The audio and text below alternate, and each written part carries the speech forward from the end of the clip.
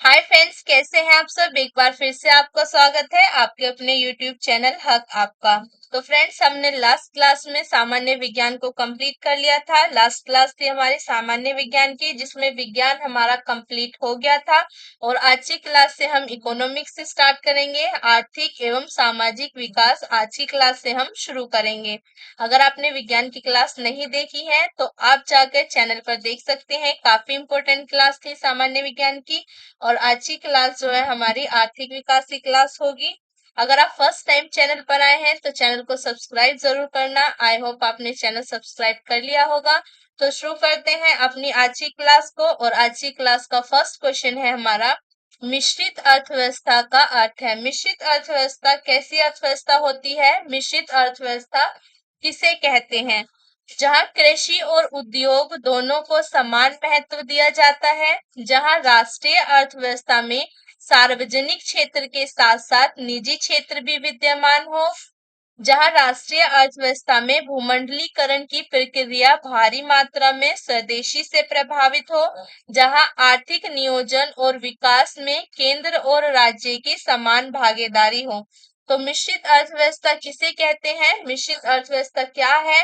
तो मिश्रित अर्थव्यवस्था एक ऐसी अर्थव्यवस्था है जहां राष्ट्रीय अर्थव्यवस्था में सार्वजनिक क्षेत्र के साथ साथ निजी क्षेत्र भी विद्यमान हो। मिश्रित अर्थव्यवस्था ऐसी अर्थव्यवस्था जिसमें निजी एवं सार्वजनिक सार्वजनिक दोनों क्षेत्र विद्यमान होते हैं, मिश्रित अर्थव्यवस्था कहलाती है। और जो भारतीय अर्थव्यवस्था है, भारतीय अर्थव्यवस्था भारतीय अर्थव्यवस्था भारतीय अर्थव्यवस्था भी किसका उदाहरण है? भारतीय अर्थव्यवस्था भी मिश्रित अर्थव्यवस्था का उदाहरण है। भारतीय अर्थव्यवस्था किसका उदाहरण है? मिश्रित अर्थव्यवस्था का एक उदाहरण है। भारतीय अर्थव्यवस्था मिश्रित अर्थव्यवस्था का एक प्रमुख उदाहरण है। तो मिश्रित अर्थव्यवस्था किसे कहते हैं? मिश्रित अर्थव्यवस्था का अर्थ होता है जहां राष्ट्रीय अर्थव्यवस्था में सार्वजनिक क्षेत्र के साथ साथ निजी क्षेत्र भी विद्यमान हो। ऐसी अर्थव्यवस्था जहां राष्ट्रीय अर्थव्यवस्था में सार्वजनिक क्षेत्र के साथ साथ निजी क्षेत्र भी विद्यमान हो, उसे मिश्रित अर्थव्यवस्था कहते हैं। ओके, तो करेक्ट आंसर क्या है? ऑप्शन बी करेक्ट आंसर है। नेक्स्ट क्वेश्चन देखते हैं। नेक्स्ट क्वेश्चन क्या है हमारा? नेक्स्ट क्वेश्चन है हमारा, आर्थिक समृद्धि के संदर्भ में निम्नलिखित में से कौन सा कथन आपका सही है? भारतीय अर्थव्यवस्था एक अल्प विकसित अर्थव्यवस्था है। भारतीय अर्थव्यवस्था एक मिश्रित अर्थव्यवस्था है। जे एम कीन्स अर्थशास्त्र के जनक है। नीचे दिए गए कोट में से सही उत्तर का चयन कीजिए। तो आपको यहाँ पर बताना है कि कौन सा कथन आपका सही है। तो भारतीय अर्थव्यवस्था एक अल्प विकसित अर्थव्यवस्था है, तो ये आपका कथन सही नहीं है। नेक्स्ट है आपका, भारतीय अर्थव्यवस्था एक मिश्रित अर्थव्यवस्था है। जी, भारतीय अर्थव्यवस्था बिल्कुल एक मिश्रित अर्थव्यवस्था है। जे एम कीन्स अर्थशास्त्र के जनक है। जे एम कीन्स जो है आपके अर्थशास्त्र के जनक है, तो ये आपका गलत है।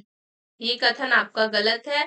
और सॉरी, आपका फर्स्ट कथन सही है। भारतीय अर्थव्यवस्था एक अल्प विकसित अर्थव्यवस्था है। अल्प विकसित यानी कि भारतीय अर्थव्यवस्था एक विकासशील अर्थव्यवस्था है। भारतीय अर्थव्यवस्था जो है आपकी भारतीय अर्थव्यवस्था, ये एक विकासशील अर्थव्यवस्था है। तो आपका पहला कथन भी सही है। भारतीय अर्थव्यवस्था एक अल्प विकसित यानी कि विकासशील अर्थव्यवस्था है। भारतीय अर्थव्यवस्था एक मिश्रित अर्थव्यवस्था है।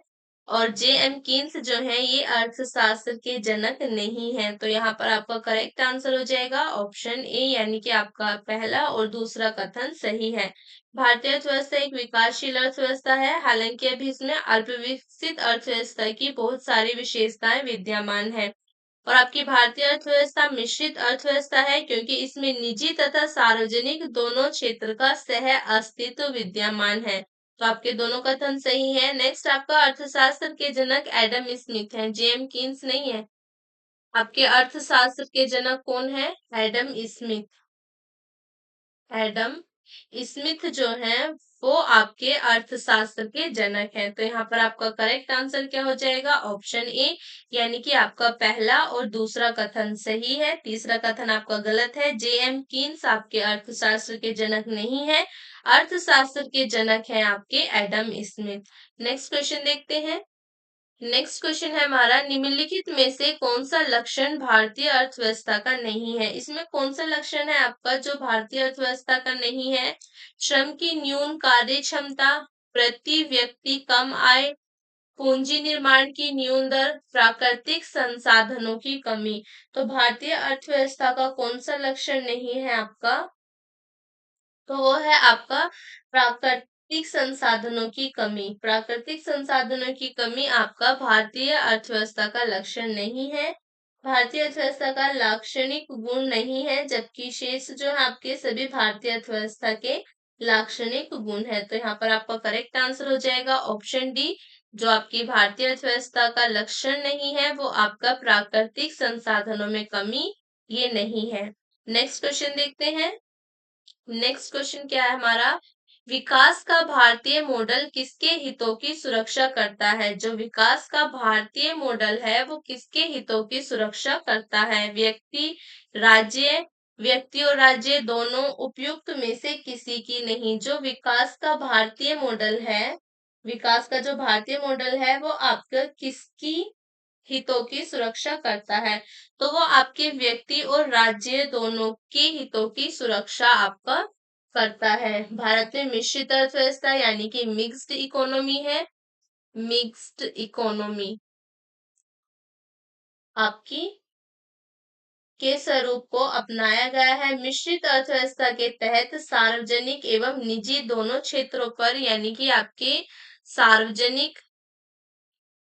सार्वजनिक यानी कि पब्लिक और निजी यानी कि प्राइवेट प्राइवेट दोनों ही क्षेत्रों का आपके भागीदारी होती है। सार्वजनिक क्षेत्र का प्रशासन जहां राज्य करता है, सार्वजनिक क्षेत्र का प्रशासन कौन करेगा? राज्य करता है। और जो आपके निजी क्षेत्र का प्रशासन है वो व्यक्ति करता है। निजी क्षेत्र का प्रशासन आपका व्यक्ति करता है, के हाथ में होता है। इस प्रकार विकास का भारतीय मॉडल राज्य एवं व्यक्ति दोनों के हितों की रक्षा करता है। तो इस प्रकार जो भारतीय मॉडल है आपका विकास का, वो आपके व्यक्ति और राज्य दोनों के हितों की सुरक्षा करता है। क्योंकि भारतीय अर्थव्यवस्था कैसी अर्थव्यवस्था है? एक मिश्रित अर्थव्यवस्था है, मिक्स्ड इकोनॉमी है, जिसके अंदर सार्वजनिक और निजी दोनों क्षेत्रों की भागीदारी होती है। सार्वजनिक क्षेत्र का जो आपका संचालन है वो राज्य करता है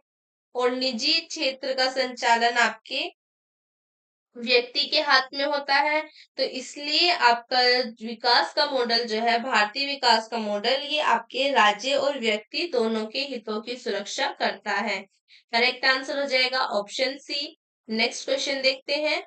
नेक्स्ट क्वेश्चन है हमारा, यदि एक दी हुई समावधि में कीमतें तथा मौद्रिक आय दोनों दोगुनी हो जाए तो वास्तविक आय क्या होगी? दोगुनी हो जाएगी, आधी रह जाएगी, अपरिवर्तित रहेगी। कीमतें वास्तविक आय को प्रभावित नहीं करती हैं।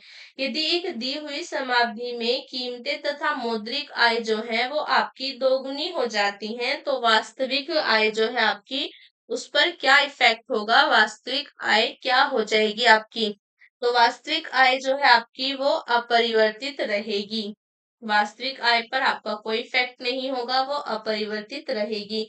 एक दी हुई समावधि में कीमतें और मौद्रिक आय दोनों दोगुनी होने पर वास्तविक आय अपरिवर्तित रहेगी, क्योंकि बढ़ी हुई कीमतें बढ़ी हुई मौद्रिक आय को प्रति संतुलित कर देगी, जिससे वास्तविक आय पर कोई प्रभाव नहीं पड़ेगा।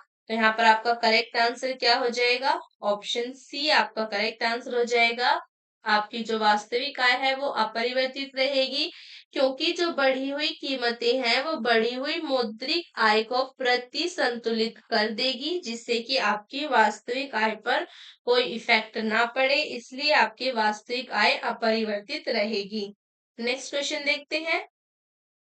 नेक्स्ट क्वेश्चन है हमारा, निम्न कारण से जीएनपी जो सकल राष्ट्रीय उत्पाद में श्रम की भागीदारी कम है। किस कारण से आपका जो श्रम की भागीदारी है जीएनपी में वो आपकी कम है? मजदूरी की तुलना में कीमतें कम है, कीमत की तुलना में लाभ कम है, लाभ की तुलना में कीमतें कम है, कीमतों की तुलना में मजदूर कम है। तो यहाँ पर जो आपका करेक्ट आंसर है वो है कीमतों की तुलना में मजदूर कम है। सकल राष्ट्रीय उत्पाद में श्रम की भागीदारी कम होने का कारण कीमतों की तुलना में मजदूरी का कम होना है। कीमत वृद्धि भारतीय अर्थव्यवस्था का प्रमुख लक्षण है। भारतीय अर्थव्यवस्था का प्रमुख लक्षण है आपका कीमत वृद्धि। ओके। और आपकी जिस कारण मजदूरी में यदि वृद्धि होती भी है तो भी परिणामी लाभ कम होता है। भारतीय अर्थव्यवस्था की एक आपकी प्रमुख लक्षण है कीमत में वृद्धि। और जब कीमत में वृद्धि हो जाती है तो मजदूरी में भी वृद्धि होती है, तो भी आपका परिणामी लाभ जो है वो कम ही होता है। तो यहाँ पर आपका करेक्ट आंसर क्या हो जाएगा? ऑप्शन डी आपका करेक्ट आंसर हो जाएगा कि आपके जो कीमतों की तुलना में मजदूरी कम है, इसी के कारण जीएनपी यानी कि सकल राष्ट्रीय उत्पाद में श्रम की भागीदारी कम है। नेक्स्ट क्वेश्चन देखते हैं। नेक्स्ट क्वेश्चन है हमारा, सूची 1 को सूची 2 से सुमेलित कीजिए तथा सूचियों के नीचे दिए गए कोड का प्रयोग करके सही उत्तर का चयन कीजिए। सूची 1 में आपका आर्थिक विकास। आर्थिक विकास आपका किससे संबंधित है? ये संरचनात्मक परिवर्तन है। आर्थिक विकास आपका संरचनात्मक परिवर्तन है। नेक्स्ट है आपकी आर्थिक वृद्धि। आर्थिक वृद्धि आपकी सकल घरेलू उत्पाद से संबंधित है। संपोषित विकास आपका क्या है? संपोषित विकास आपका पर्यावरण से संबंधित है। और जीवन की गुणवत्ता आपके स्वास्थ्य से संबंधित है। ओके, जीवन की गुणवत्ता किससे संबंधित है? स्वास्थ्य से संबंधित है। तो यहाँ पर आपका करेक्ट आंसर क्या हो जाएगा? ऑप्शन डी आपका करेक्ट आंसर हो जाएगा। आर्थिक विकास आपका संबंधित है किससे? आपके संरचनात्मक परिवर्तन से। आर्थिक वृद्धि आपकी किससे संबंधित है? सकल घरेलू उत्पाद से। संपोषित विकास आपका संबंधित है पर्यावरण से। और जीवन की गुणवत्ता संबंधित है आपकी स्वास्थ्य से। तो करेक्ट आंसर हो जाएगा ऑप्शन डी। नेक्स्ट क्वेश्चन देखते हैं।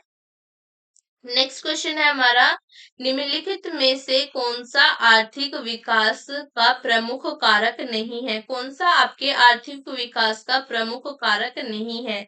पूंजी का संचय एवं तकनीक सुधार, जनसंख्या में परिवर्तन, विशेषीकृत क्रियाओं गतिविधियों में श्रम विभाजन, आपकी तकनीकविद एवं नौकरशाह।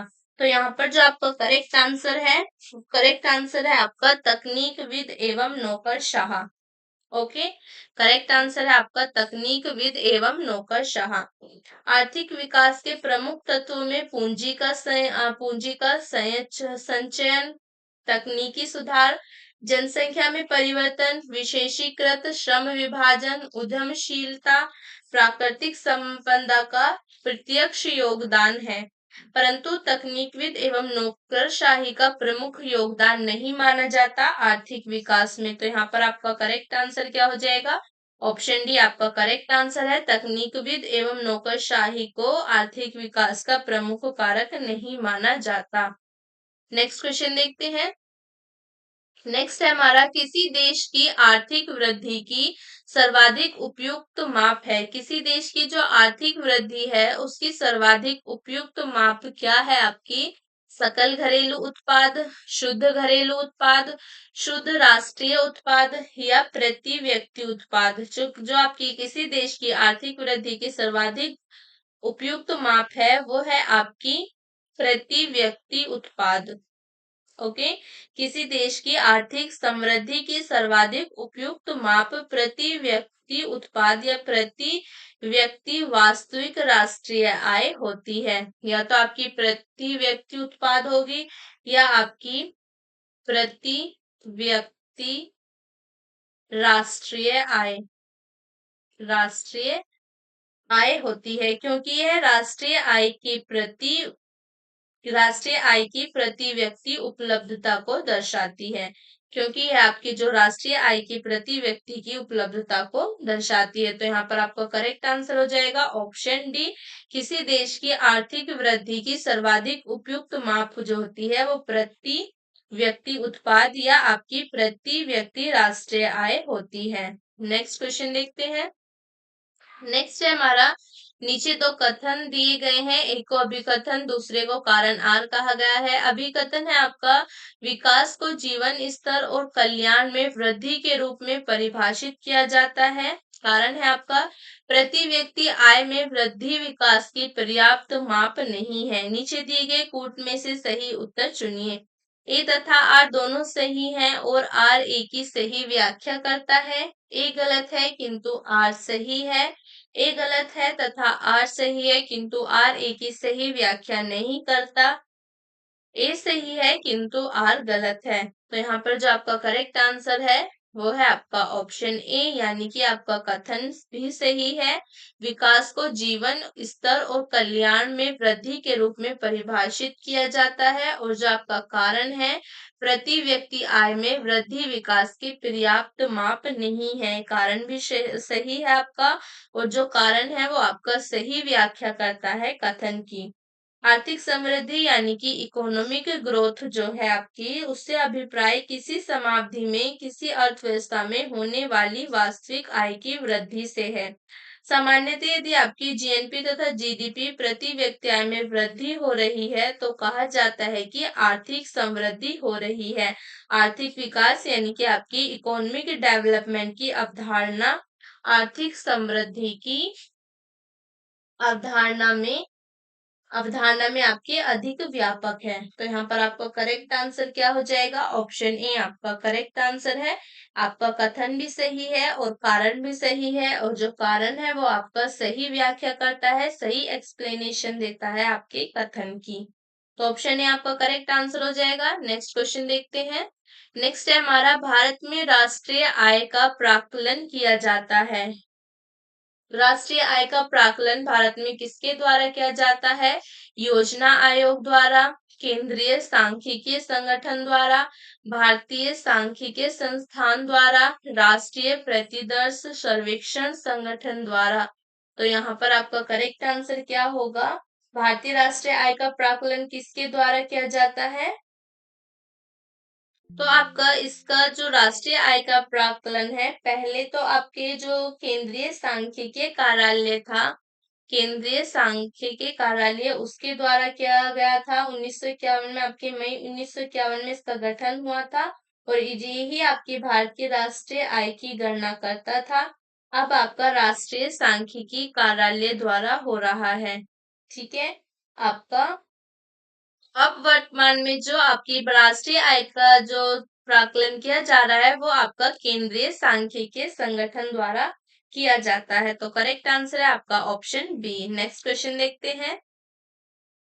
नेक्स्ट हमारा, भारत में पूंजी निर्माण के आंकड़े एकत्रित करने का काम कौन करता है? भारत में आपके पूंजी निर्माण के जो आंकड़े हैं उन्हें एकत्रित करने का काम कौन करता है? भारतीय रिजर्व बैंक और केंद्रीय सांख्यिकीय संगठन, भारतीय रिजर्व बैंक और भारतीय स्टेट बैंक, भारतीय रिजर्व बैंक और सभी वाणिज्य बैंक, केंद्रीय सांख्यिकी संगठन और राष्ट्रीय नमूना सर्वेक्षण। तो भारत में आपकी पूंजी निर्माण के आंकड़े एकत्रित करने का काम कौन करता है? तो आपके भारत में पूंजी निर्माण के आंकड़े एकत्रित करने का काम करता है भारतीय रिजर्व बैंक और केंद्रीय सांख्यिकी संगठन।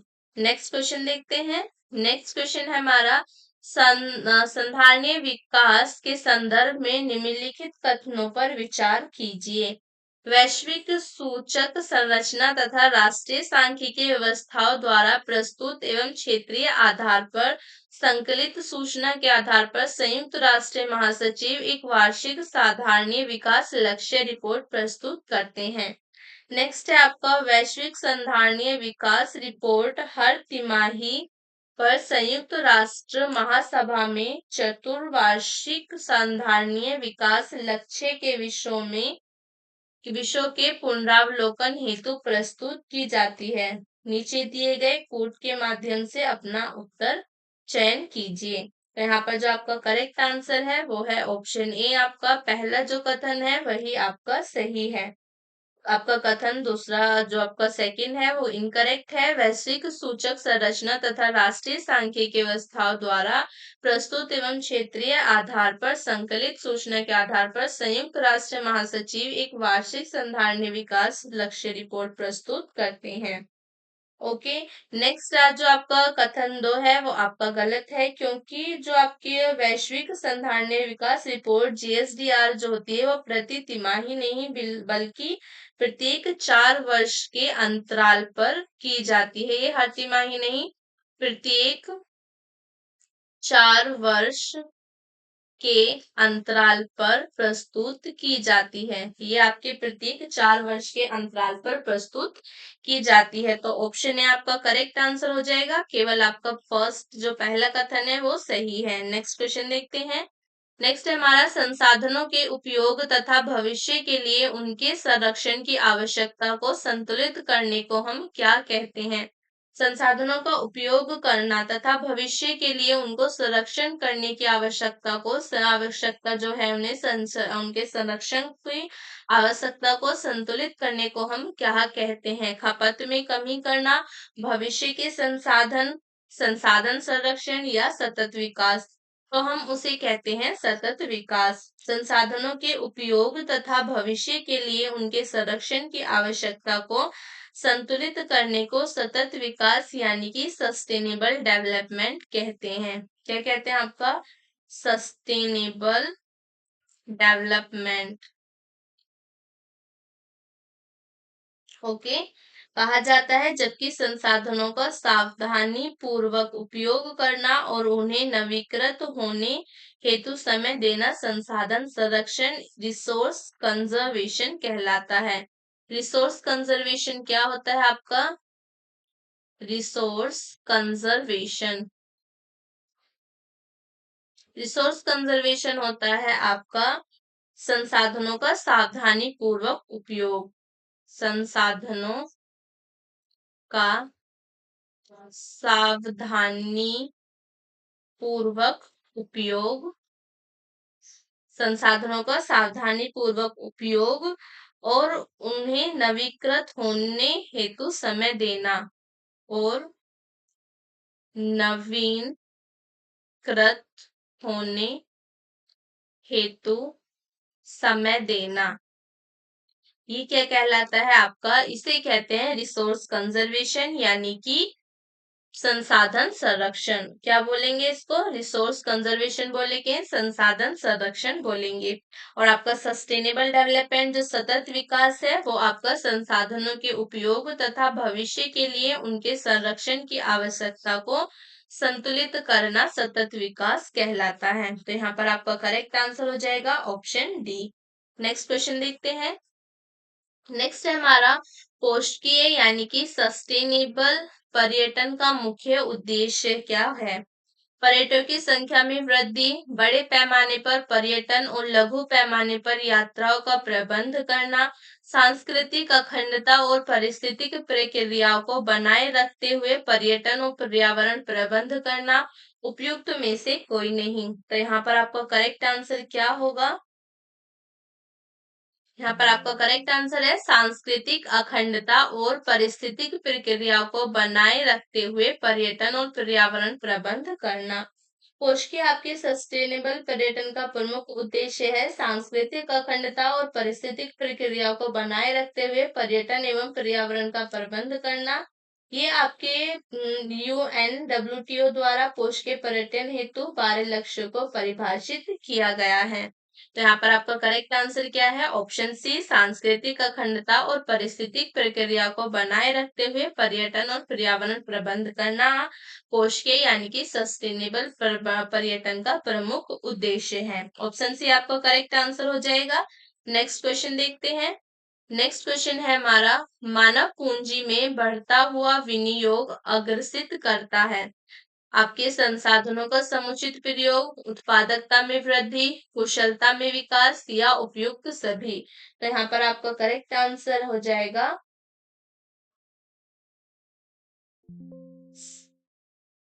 यहाँ पर आपका करेक्ट आंसर है ऑप्शन डी यानी कि उपयुक्त सभी।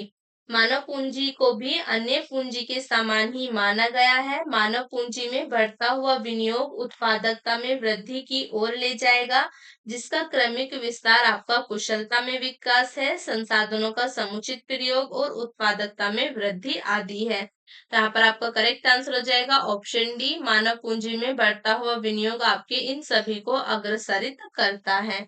नेक्स्ट क्वेश्चन देखते हैं। नेक्स्ट है हमारा समावेशी समृद्धि के लिए आवश्यक है अधोसंरचनात्मक सुविधाओं का विकास, कृषि का पुनरुद्धार, शिक्षा एवं स्वास्थ्य जैसी सामाजिक सेवाओं की अधिकाधिक उपलब्धता, उपयुक्त सभी। तो जो आपकी समावेशी समृद्धि के लिए आवश्यक है वो आइए आपके उपयुक्त सभी हैं। समावेशी विकास का आशय समाज के सभी वर्गों तक संसाधन एवं सुविधाओं की पहुंच से है। समावेशी समृद्धि क्या होती है आपकी? सभी जो समाज के सभी वर्ग हैं उन तक संसाधन एवं सुविधाओं की पहुंच होनी चाहिए। ठीक है, उनकी पहुंच से आपका संबंध है समावेशी समृद्धि। और ये आपके समृद्धि के लिए आवश्यक आपकी अधोसंरचनात्मक सुविधाओं का विकास भी आवश्यक है, कृषि का पुनरुद्धार भी आवश्यक है, शिक्षा एवं स्वास्थ्य जैसी सामाजिक सेवाओं की अधिकाधिक उपलब्धता भी आवश्यक है। तो यहाँ पर आपका करेक्ट आंसर हो जाएगा ऑप्शन डी, उपयुक्त सभी। नेक्स्ट क्वेश्चन देखते हैं। नेक्स्ट है हमारा निम्न में से किस एक से समावेशित विकास को बढ़ाने की आशा नहीं की जाती? राष्ट्रीय आय की ऊंची वृद्धि दर, ग्रामीण विकास, कृषि विकास, कृषकों को पर्याप्त साख। तो कौन सा एक है आपका जिसमें से समावेशित विकास को बढ़ाने की आशा नहीं की जाती? आपकी राष्ट्रीय विकास की ऊंची वृद्धि दर, राष्ट्रीय आय की ऊंची वृद्धि दर जो है आपकी, इससे समावेशित विकास को बढ़ाने की आशा नहीं की जाती।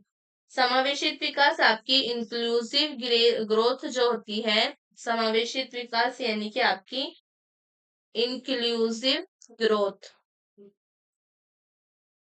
आपके समग्रता के साथ विकास की बहुआयामी अवधारणाएं हैं। इसमें बुनियादी सुविधाओं में सुधार के साथ शिक्षा, स्वास्थ्य और आपका रोजगार के बेहतर अवसरों की उपलब्धता परिलक्षित होती है। इसके साथ गरीबी को कम किया जाना इसका प्रमुख आयाम है। केवल राष्ट्रीय आय की ऊंची दर से समावेशित विकास के बढ़ने की आशा नहीं की जा सकती। तो यहाँ पर आपका करेक्ट आंसर क्या हो जाएगा? ऑप्शन ए आपका करेक्ट आंसर है। नेक्स्ट क्वेश्चन देखते हैं। नेक्स्ट हमारा किसान दिवस मनाया जाता है। किसान दिवस आपका कब मनाया जाता है? 23 अक्टूबर, 23 नवंबर, 23 दिसंबर या 23 सितंबर। तो किसान दिवस आपके प्रत्येक वर्ष जो पूर्व प्रधानमंत्री हैं चौधरी चरण सिंह के जन्म दिवस यानी कि आपके 23 दिसंबर को मनाया जाता है। 23 दिसंबर को क्या है आपका? चौधरी चरण सिंह, चौधरी चरण सिंह का जन्म दिवस है, जन्म दिवस। और ये कौन थे आपके? ये आपके पूर्व प्रधानमंत्री हैं, पूर्व प्रधानमंत्री। आपके पूर्व प्रधानमंत्री चौधरी चरण सिंह का जन्म दिवस है 23 दिसंबर को, और इसी के उपलक्ष्य में इनके जन्म दिवस पर प्रत्येक वर्ष आपके किसान दिवस मनाया जाता है 23 दिसंबर को। तो करेक्ट आंसर है आपका ऑप्शन सी, किसान दिवस कब मनाया जाता है? 23 दिसंबर को किसान दिवस मनाया जाता है। नेक्स्ट क्वेश्चन देखते हैं। नेक्स्ट है हमारा जेनेटिक उद्योग में सम्मिलित है। जेनेटिक उद्योग में आपकी क्या सम्मिलित है? कृषि, मछली पकड़ना, शिकार करना या आपका खनन। तो जेनेटिक उद्योग में आपका सम्मिलित है कृषि।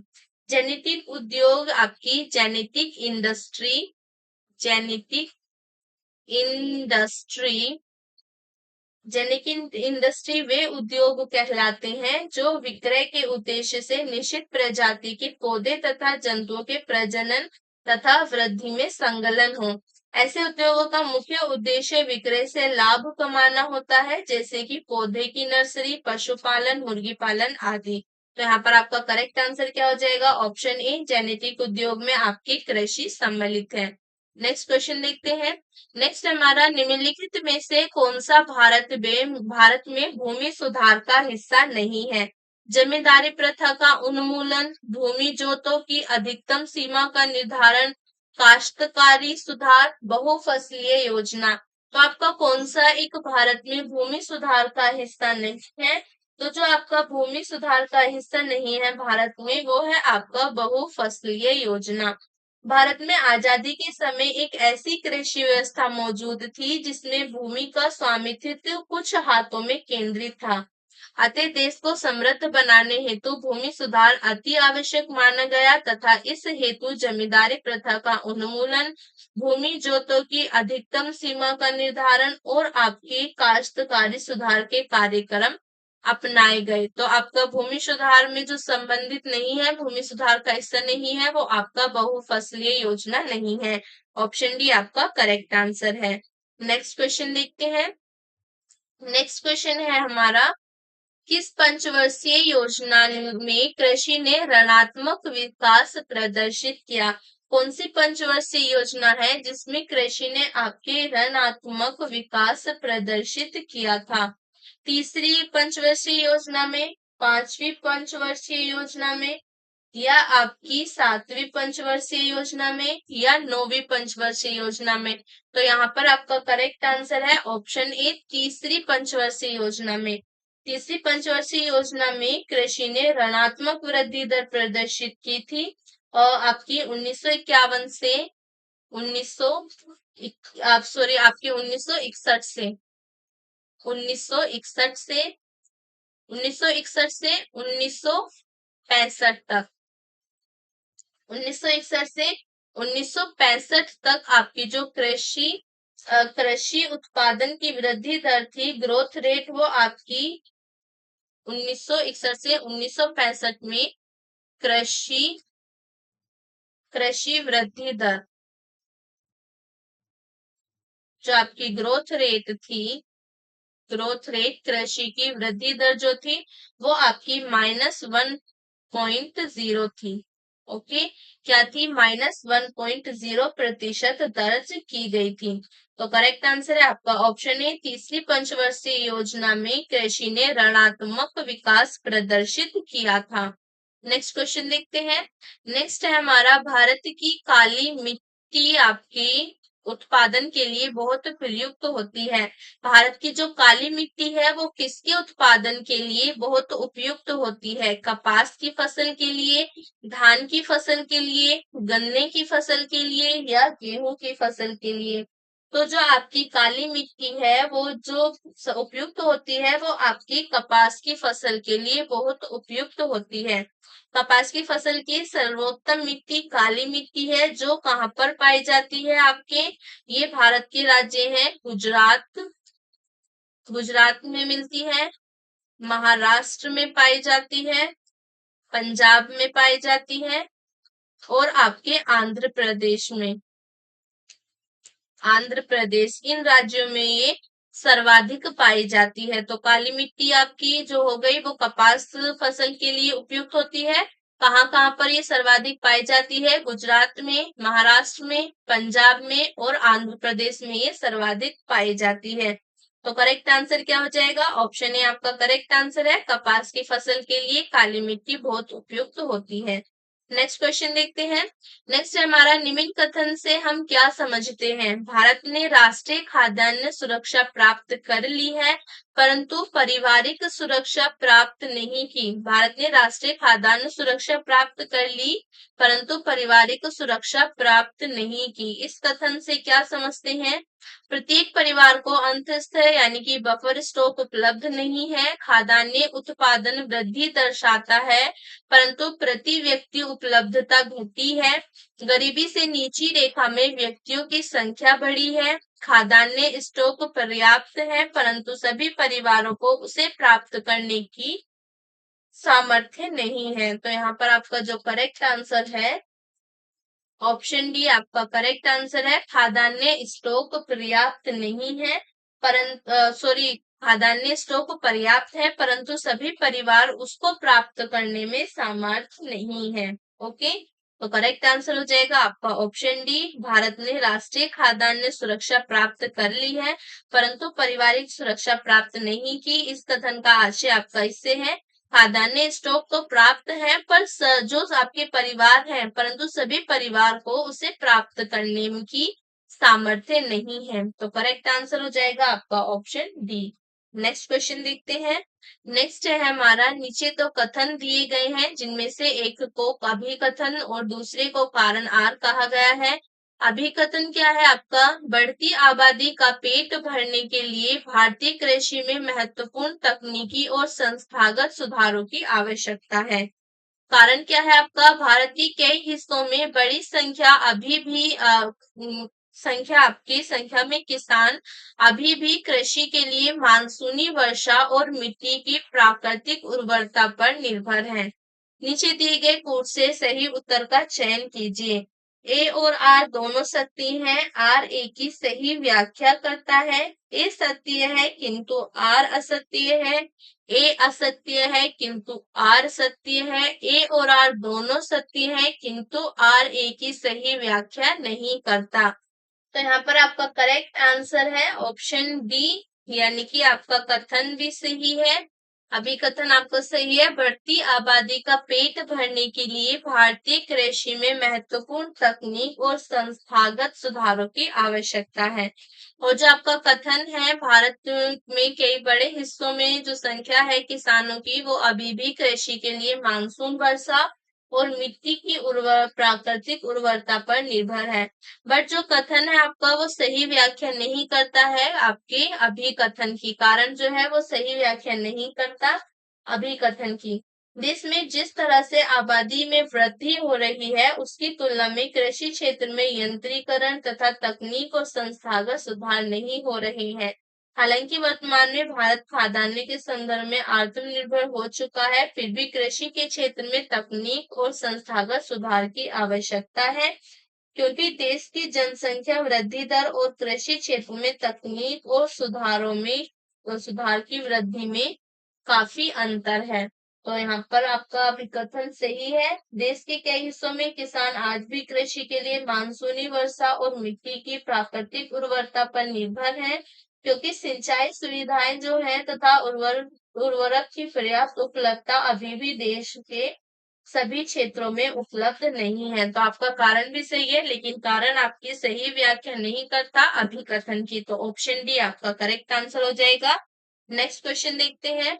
नेक्स्ट क्वेश्चन क्या है हमारा, सूची 1 को सूची 2 के साथ सुमेलित कीजिए तथा नीचे दिए गए कूट से अपने उत्तर का चयन कीजिए। सूची 1 में आपके फल दे रखे हैं और सूची 2 में आपका सबसे बड़ा उत्पादक है। तो आम का सबसे बड़ा उत्पादक जो राज्य है आपका वो कौन है, उत्तर प्रदेश। लीची का सबसे बड़ा उत्पादक राज्य आपका बिहार है। नारियल का सबसे बड़ा उत्पादक राज्य है आपका केरल, केरल। और सेब का आपका जम्मू कश्मीर। ओके, तो यहाँ पर आपका करेक्ट आंसर हो जाएगा ऑप्शन सी। आम का सबसे बड़ा उत्पादक राज्य कौन सा है आपका, उत्तर प्रदेश। लीची का सबसे बड़ा उत्पादक राज्य कौन है आपका, बिहार। ये आपका लीची का हो गया बिहार। नारियल का है केरल और सेब का सबसे बड़ा उत्पादक राज्य है जम्मू कश्मीर। तो करेक्ट आंसर है ऑप्शन सी। नेक्स्ट क्वेश्चन देखते हैं। नेक्स्ट क्वेश्चन क्या है हमारा, निम्नलिखित युग्मों में से कौन सुमेलित नहीं है। इनमें से आपको बताना है कि कौन सुमेलित नहीं है। एक तरफ आपकी फसल है, दूसरी तरफ आपके देश दे रखे हैं, तो बताना है कौन सी फसल आपके कौन से देश से संबंधित नहीं है। तो रबड़ आपके थाईलैंड से संबंधित है। ये आपका सही है। नेक्स्ट, कहवा आपका मंगोलिया से संबंधित नहीं है। जैतून आपके स्पेन से संबंधित है और गन्ना आपके ब्राजील से संबंधित है। तो यहाँ पर जो आपका करेक्ट आंसर है वो ऑप्शन बी है, यही आपका सही सुमेलित नहीं है।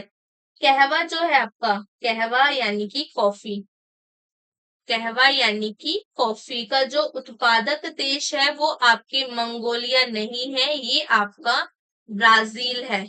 ओके, जो आपकी कॉफी है कहवा, उसको उत्पादक देश ब्राजील है, ना कि मंगोलिया। तो बाकी सही आपके जो ऑप्शन है वो सही सुमेलित है। रबड़ का उत्पादक देश थाईलैंड है, जैतून का उत्पादक देश स्पेन है, और गन्ने का उत्पादक देश ब्राजील है। कहवे का मंगोलिया नहीं है, कहवा यानी कोफिया, इसका उत्पादक देश मंगोलिया नहीं है, ब्राजील है। तो करेक्ट आंसर क्या हो जाएगा? ऑप्शन बी आपका सही सुमेलित नहीं है। नेक्स्ट क्वेश्चन देखते हैं। नेक्स्ट क्वेश्चन है हमारा, शहतूत रेशम का अग्रणी उत्पादक भारतीय राज्य है। कौन सा भारतीय राज्य है जो शहतूत रेशम का अग्रणी उत्पादक है? आंध्र प्रदेश, तमिलनाडु, कर्नाटक या पश्चिम बंगाल। तो आपका शहतूत रेशम का अग्रणी उत्पादक कौन सा राज्य है? वो है आपका कर्नाटक। कर्नाटक जो है आपका वर्ष सन 2023 और 24 के आंकड़ों के अनुसार भारत में शहतूत रेशम यानी कि मलबरी सिल्क, शहतूत रेशम जो है आपकी मलबरी सिल्क, शहतूत रेशम यानी कि आपकी मलबेरी मलबेरी सिल्क, इसका आपका सबसे बड़ा अग्रणी उत्पादक राज्य कौन सा है? वो कर्नाटक है। इसके बाद कर्नाटक के बाद आपका आंध्र प्रदेश है, आंध्र प्रदेश और आपका तमिलनाडु है, तमिलनाडु है और तमिलनाडु के बाद आपका पश्चिम बंगाल भी है, पश्चिम बंगाल। बट जो अग्रणी है वो आपका कर्नाटक है। तो ऑप्शन सी आपका करेक्ट आंसर हो जाएगा। शहतूत रेशम का अग्रणी उत्पादक जो है वो कर्नाटक है। नेक्स्ट क्वेश्चन देखते हैं। नेक्स्ट क्वेश्चन है हमारा, निम्नलिखित में से कौन सा भारतीय कृषि की निम्न उत्पादकता का कारण नहीं है? जनसंख्या का दबाव, प्रचंड बेरोजगारी, सहकारी कृषि, भू जोत का छोटा आकार। तो आपका कृषि की निम्न उत्पादकता का कारण क्या नहीं है? ऑप्शन सी आपका सहकारी कृषि, सहकारी कृषि जो है आपकी वो कृषि की निम्न उत्पादकता का कारण नहीं है। नेक्स्ट क्वेश्चन देखते हैं। नेक्स्ट है हमारा, भारत में कृषि आय कर लगाया जा सकता है राज्य सरकारों द्वारा, केंद्र सरकार द्वारा, स्थानीय सरकार द्वारा, केंद्र तथा राज्य सरकारों द्वारा। तो भारत में आपके जो कृषि कर है वो किसके द्वारा लगाया जा सकता है? राज्य सरकारों द्वारा लगाया जा सकता है। भारत में कृषि आय पर कर आरोपण राज्य सरकार के अधिकार क्षेत्र के अंतर्गत आता है और ये आपके संविधान की 7वीं अनुसूची की सूची 2 राज्य सूची की मध्य संख्या आपके 45 से 63 में राज्य सरकार के कर अधिकारों का विवरण है। इसी के तहत आपकी जो 46 में कृषि आय पर करों का उल्लेख है, ये आपके 7वीं अनुसूची में आता है। संविधान की 7वीं अनुसूची में उल्लेख है जो भारत में कृषि आयकर है वो राज्य सरकार द्वारा लगाया जाएगा। नेक्स्ट क्वेश्चन देखते हैं। नेक्स्ट हमारा, उत्तर प्रदेश में सर्वाधिक प्रतिशत कर्मचारी नियोजित हैं। उत्तर प्रदेश में आपके सर्वाधिक जो प्रतिशत कर्मचारी हैं वो आपके कहाँ पर नियोजित है? कृषि क्षेत्र में, उद्योग क्षेत्र में, सेवा क्षेत्र में, उद्योग एवं सेवा क्षेत्र में। तो ये आपके नियोजित हैं कृषि क्षेत्र में। आपकी जो सन 2011 की जनगणना के अनुसार उत्तर प्रदेश में कृषि क्षेत्र में सर्वाधिक आपके 59.3% जो कर्मचारी हैं वो नियोजित हैं। प्रदेश में कुल कर्मियों में कृषक आपके 29% हैं और कृषि श्रमिक आपके 30% हैं। ठीक है, तो करेक्ट आंसर क्या हो जाएगा आपका? ऑप्शन ए, कृषि के क्षेत्र में सर्वाधिक प्रतिशत कर्मचारी नियोजित है। कितने आपके? 59.3%।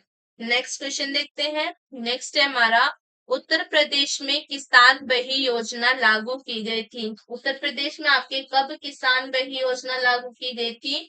1970 में, 1975 में, 1990 में, 1992 में। तो ये की गई थी आपके 1992 में। उत्तर प्रदेश में किसान बही योजना आपके वर्ष 1992 में लागू की गई थी। करेक्ट ऑप्शन क्या हो जाएगा आपका? करेक्ट आंसर है ऑप्शन डी, उत्तर प्रदेश में किसान बही योजना आपके 1992 में लागू की गई थी। नेक्स्ट क्वेश्चन देखते हैं। नेक्स्ट है हमारा, निम्नलिखित में से कौन सा राष्ट्रीय बागवानी मिशन का उद्देश्य नहीं है? वित्तीय सहायता प्रदान करना, बागवानी क्षेत्र में ऊंची समृद्धि प्राप्त करना, क्षयोत्तर व्यवस्था यानी कि पोस्ट हार्वेस्ट मैनेजमेंट, मानव संसाधन विकास। तो कौन सा आपका राष्ट्रीय बागवानी मिशन का उद्देश्य नहीं है? ये है आपका वित्तीय सहायता प्रदान करना। राष्ट्रीय बागवानी मिशन का उद्देश्य बागवानी क्षेत्र में ऊंची समृद्धि प्राप्त करना, क्षयोत्तर व्यवस्था करना तथा मानव संसाधन की विकास करना है। इसमें वित्तीय सहायता प्रदान करने को सम्मिलित नहीं किया गया है।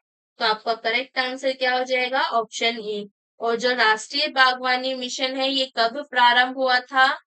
राष्ट्रीय बागवानी मिशन, राष्ट्रीय बागवानी मिशन कब प्रारंभ हुआ था? तो ये प्रारंभ हुआ था मई सन 2005 में। ओके, और कब प्रारंभ हुआ था? ये आपके मई सन 2005 में प्रारंभ हुआ था। और इसका जो उद्देश्य नहीं है वो आपका वित्तीय सहायता प्रदान करना, इसका एक उद्देश्य नहीं है। बाकी बागवानी क्षेत्र में ऊंची समृद्धि प्राप्त करना, क्षयोस्तर व्यवस्था यानी कि पोस्ट हार्वेस्ट मैनेजमेंट और मानव संसाधन का विकास, ये सभी इसके मिशन है। तो यहाँ पर करेक्ट आंसर हो जाएगा ऑप्शन ए। और राष्ट्रीय बागवानी मिशन प्रारंभ कब हुआ था? मई सन 2005 में ये प्रारंभ हुआ था। नेक्स्ट क्वेश्चन देखते हैं। नेक्स्ट है हमारा, कृषि श्रमिक सामाजिक सुरक्षा योजना उपलब्ध कराती है। कृषि श्रमिक जो सामाजिक सुरक्षा है वो आपकी सुरक्षा योजना क्या उपलब्ध कराती है? ग्राम स्तर पर अधिक गुणवत्ता युक्त जीवन, अतिरिक्त मजदूरी रोजगार, पेंशन तथा बीमा लाभ, अनुदानित आवासीय सुविधाएं। तो ये आपके क्या उपलब्ध कराती है? ये उपलब्ध कराती है आपकी पेंशन तथा बीमा लाभ। ओके, पेंशन तथा बीमा लाभ ये उपलब्ध कराती है। कृषि श्रमिक सामाजिक सुरक्षा योजना को आपके 1 जुलाई सन 2001 से प्रारंभिक किया गया था। जो आपकी कृषि श्रमिक सामाजिक सुरक्षा योजना है ये आपके प्रारंभ कब हुई थी? कब हुई थी ये प्रारंभ? ये प्रारंभ हुई थी आपकी 1 जुलाई सन 2001 से।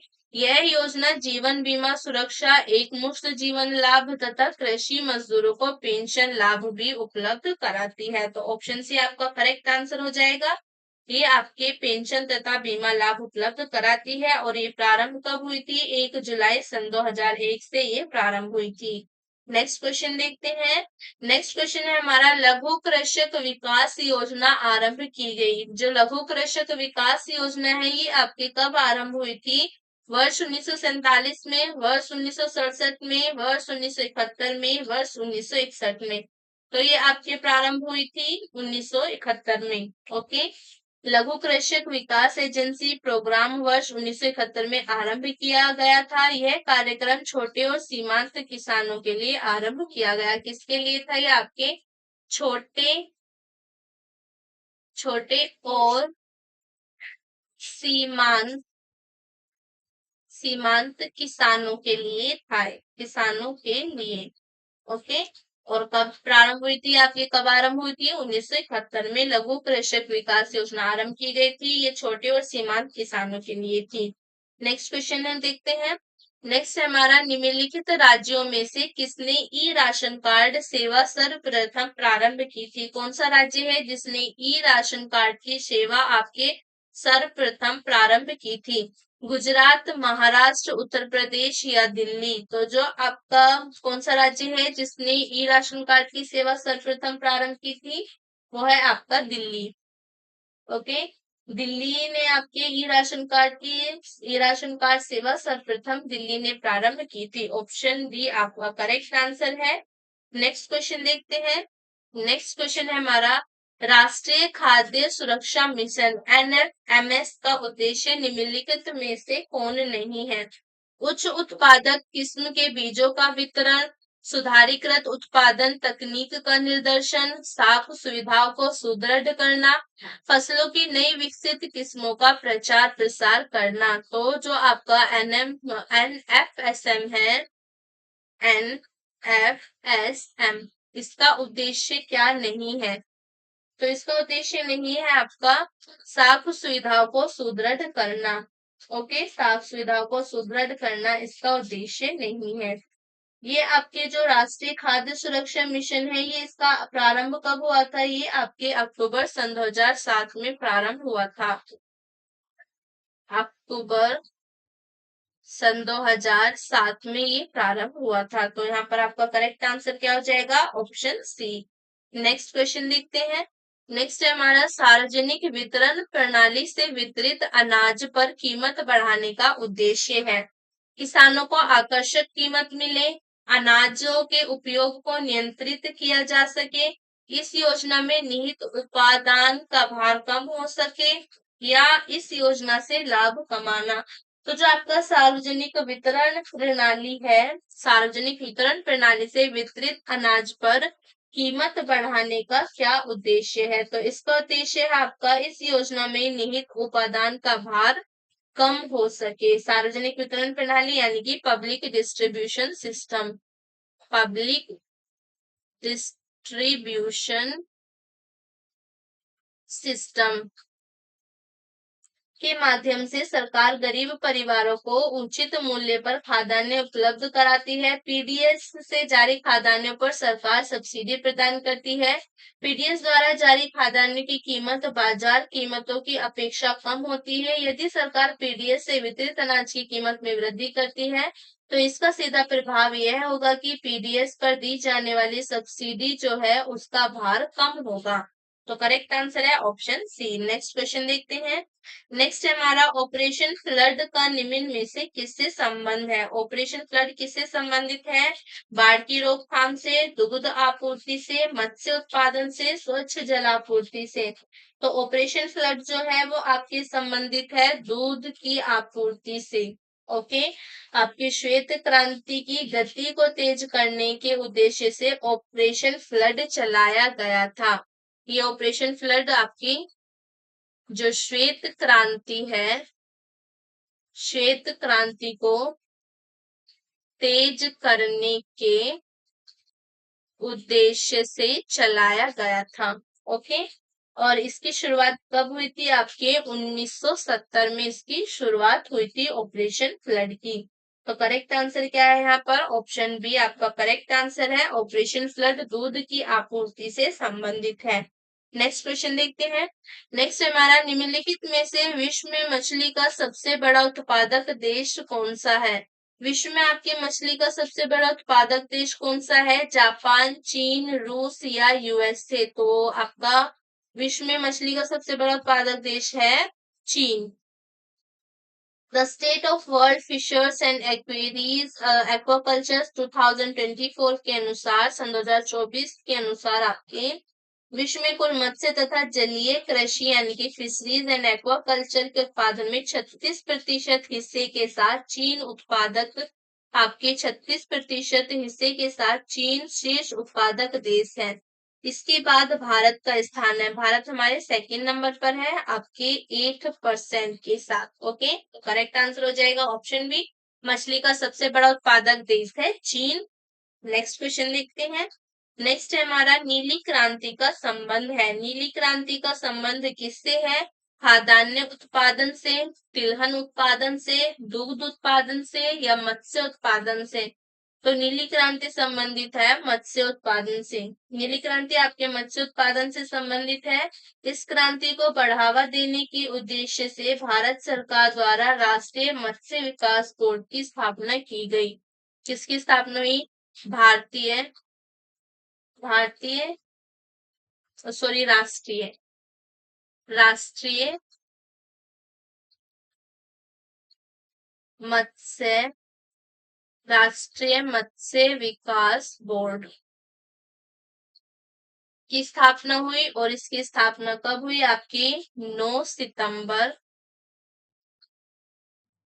9 सितंबर सन 2006 को। ओके, 9 सितंबर सन 2006 को एक स्वायत्त संस्था के रूप में की गई। और इसका मुख्यालय कहाँ पर है? इसका मुख्यालय है इसका मुख्यालय है आपके हैदराबाद में। कहाँ पर है इसका मुख्यालय? हैदराबाद में। तो करेक्ट आंसर है आपका नीली क्रांति किससे संबंधित है? मत्स्य उत्पादन से संबंधित है।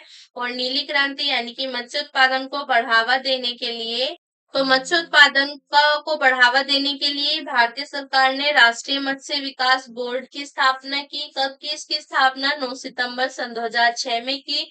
और इसका मुख्यालय कहाँ पर है? हैदराबाद में इसका मुख्यालय है। तो करेक्ट आंसर हो जाएगा ऑप्शन डी। नेक्स्ट क्वेश्चन देखते हैं। नेक्स्ट क्वेश्चन है हमारा, सूची 1 को सूची 2 से सम्मिलित कीजिए और नीचे दिए गए कूट के माध्यम से सही उत्तर का चयन कीजिए। तो यहाँ पर आपका सूची 1 में क्रांति है और सूची 2 में दे रखा है कि आपकी कौन सी क्रांति किससे संबंधित है। तो गोल्डन क्रांति किससे संबंधित है? गोल्डन क्रांति संबंधित है आपकी बागवानी एवं शहद उत्पादन से। नेक्स्ट हमारा ग्रे, ग्रे क्रांति किससे संबंधित है? ग्रे क्रांति आपके उर्वरक उत्पादन से संबंधित है। पीली क्रांति किसके उत्पादन से संबंधित है? पीली क्रांति आपके तिलहन उत्पादन से संबंधित है। काली क्रांति यानी कि ब्लैक क्रांति किसके उत्पादन से संबंधित है? ये पेट्रोलियम के उत्पादन से संबंधित है। तो यहाँ पर करेक्ट आंसर क्या हो जाएगा? सी, आपका ऑप्शन सी आपका करेक्ट आंसर है।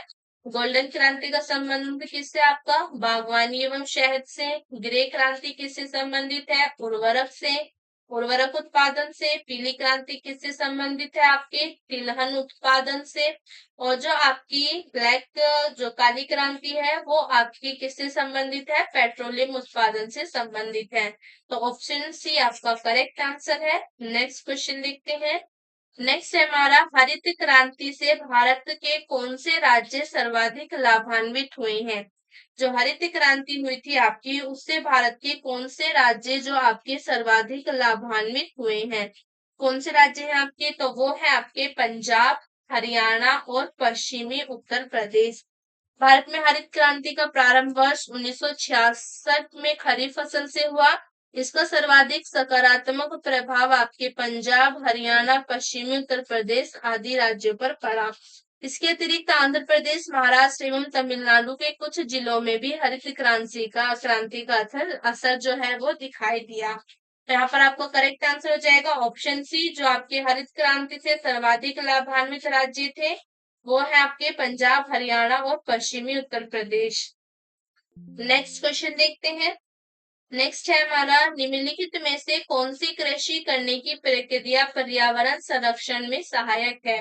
अधिक उपज वाली किस्म की खेती, ग्लास हाउस में पौधे लगाना, शिफ्टिंग खेती या आपकी जैविक खेती। तो आपकी कौन सी कृषि करने की प्रक्रिया है जो पर्यावरण संरक्षण में सहायक है? पर्यावरण संरक्षण में सहायक कृषि की प्रक्रिया है आपकी जैविक खेती।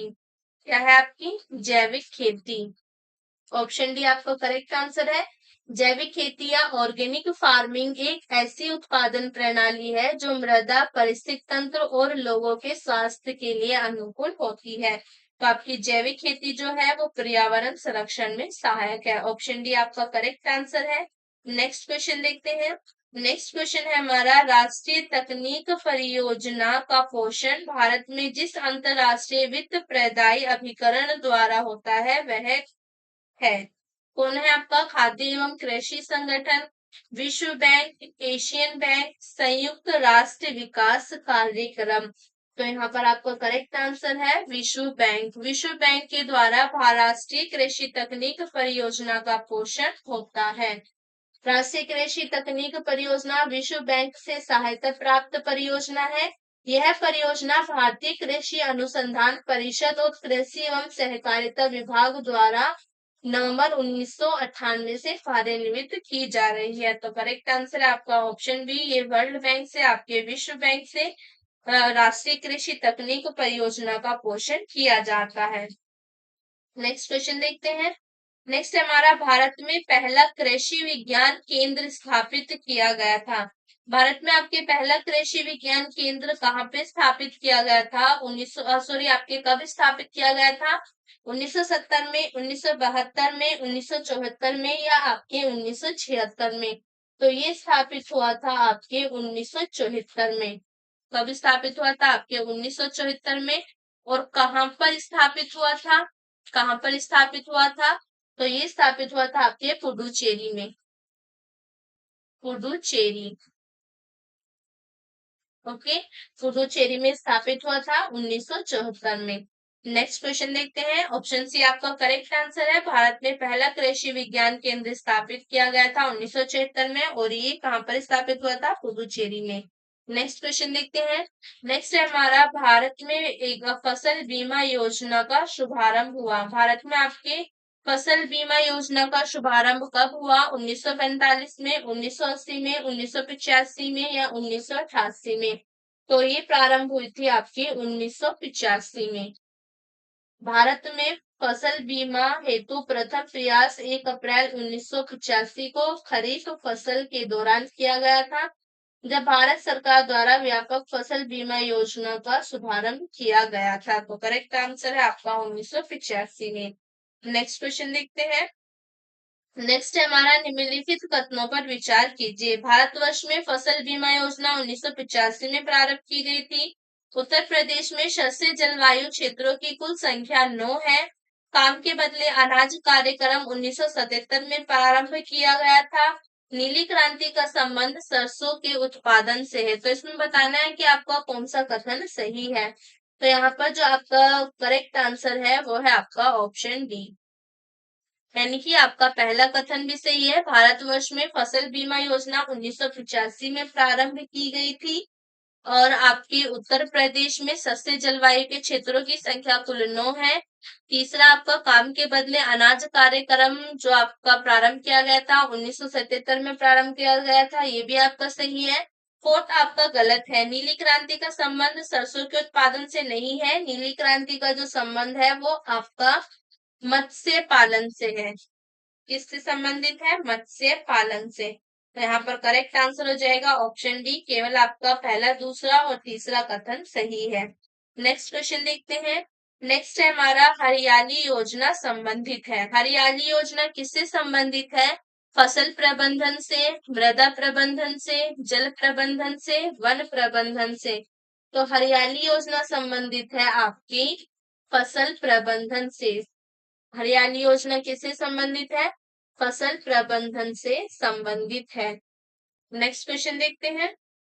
नेक्स्ट हमारा, विशेष कृषि एवं ग्राम उद्योग योजना का मुख्य उद्देश्य है। कृषि निर्यात का संवर्धन, भारतीय कृषि अनुसंधान परिषद से, सॉरी आपका खाद्य फसलों की उत्पादकता बढ़ाना, तिलहन की खेती को बढ़ाना, या दलहन की खेती का संवर्धन? तो ये आपका 48 का आंसर थोड़ा गलत हो गया। यहाँ पर हरियाली योजना जो संबंधित है ये आपके फसल प्रबंधन से नहीं है। हरियाली योजना आपके संबंधित है जल प्रबंधन से। जनवरी सन 2003 में जो आपके तत्कालीन प्रधानमंत्री थे अटल बिहारी वाजपेयी ने 2000 करोड़ रुपए की लागत वाली जल संग्रहण से संबंधित विकास योजना हरियाली का शुभारंभ किया था। कब हुआ था? आपके जनवरी सन 2003 में, और किसके द्वारा हुआ था? आपका अटल बिहारी वाजपेयी। अटल बिहारी वाजपेयी के द्वारा ये योजना प्रारंभ की गई थी। इस योजना का प्रमुख उद्देश्य जल संग्रहण योजनाओं का क्रियान्वयन, वर्षा जल का संचयन, पेयजल समस्या का निवारण, सिंचाई हेतु जल की व्यवस्था तथा वृक्षारोपण को प्रोत्साहन देना था। तो करेक्ट आंसर है आपका ऑप्शन सी, हरियाली योजना जो संबंधित है वो आपके जल प्रबंधन से संबंधित है। नेक्स्ट है हमारा, विशेष कृषि एवं ग्राम उद्योग योजना का मुख्य उद्देश्य क्या है? आपका कृषि का निर्यात का संवर्धन, खाद्य फसलों की उत्पादकता बढ़ाना, तिलहन की खेती बढ़ाना, या दलहन की खेती का संवर्धन? तो यहाँ पर करेक्ट आंसर है आपका ऑप्शन ए, कृषि निर्यात का संवर्धन। विशेष कृषि एवं ग्राम उद्योग योजना का मुख्य उद्देश्य आपका कृषि निर्यात का संवर्धन है। तो यहाँ पर हमारी आज की जो आज की क्लास है हमारी वो खत्म होती है। आई होप आपको क्लास अच्छी लगी होगी, काफी इंपोर्टेंट क्लास थी। तो लाइक जरूर करना। मिलते हैं नेक्स्ट क्लास में, तब तक के लिए बाय बाय।